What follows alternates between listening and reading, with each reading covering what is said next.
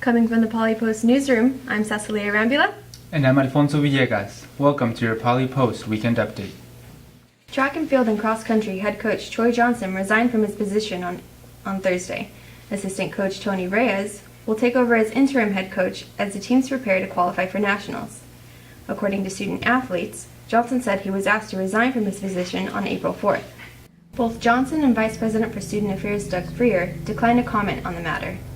The track and field teams competed at the Pomona-Pitzer Invitational at 10 today, and junior sprinter Brooke Gamble will be profiled in Tuesday's Poly Post. Author, educator, and longtime social activist Angela Davis spoke at Ursa Major on Wednesday. Though a little under the weather, Davis delivered her speech entitled Education or Incarceration. The event concluded with a brief Q&A as well as a book signing. Nobel Prize winner Paul Krugman spoke to a full room in the Bronco Student Center yesterday. The economist's hour-long speech sparked discussion about the country's current economic crisis as Krugman gave possible solutions. More of Krugman's speech and the community's reactions to it will be found in Tuesday's Poly Post.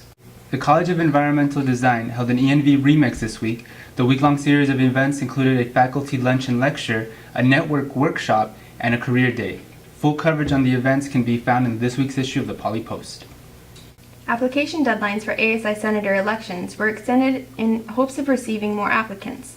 A total of 10 more possible candidates showed up to special orientations. The Poly Post will keep you updated on exactly how many people applied as details come in. Pulitzer Prize-winning journalist Isabel Wilkerson will be talking about her best-selling novel, The Warmth of Other Suns. Wilkerson's novel centers around the Great Migration of 1915 to 1970, where millions of African American citizens migrated out of the American rural South. The Tom's One Day Without Shoes Challenge took place on Tuesday, April 10th. Students kicked off their shoes to show solidarity to those less fortunate. They marched from the University Quad to University Park. The event also included live musical performances and poetic performances. The Nikkei Student Union hosted its third annual Culture Night last night.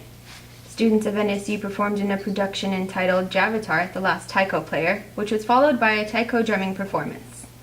The American Marketing Association at Cal Poly Pomona will be having a view-in party on Thursday for the second season of their reality show, The Intern. The show followed 12 Cal Poly Pomona business students as they face the challenges of their new internships. The Cal Poly Pomona men's baseball team defeated Grand Canyon on Tuesday, April 10th, 16-4.